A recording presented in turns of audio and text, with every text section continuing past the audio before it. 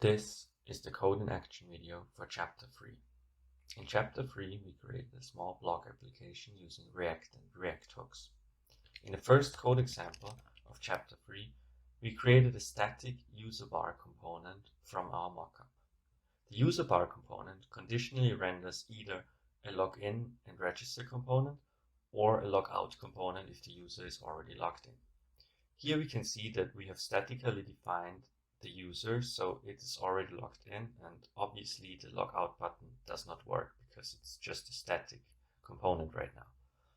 However, we can change the code and comment out this line here and uncomment this line, so now the user is empty, and as we can see, now the login and register components render instead.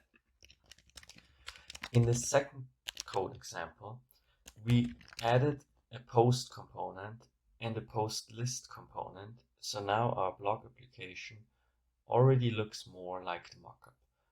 As we can see, we have the user bar component up here, we have a CreatePost component here, and we have a post list here. In the third code example for Chapter 3, we made the whole application dynamic by using React hooks, specifically the state hook.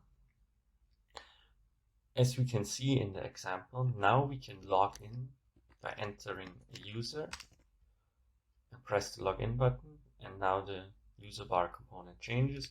We can also create a new post with some contents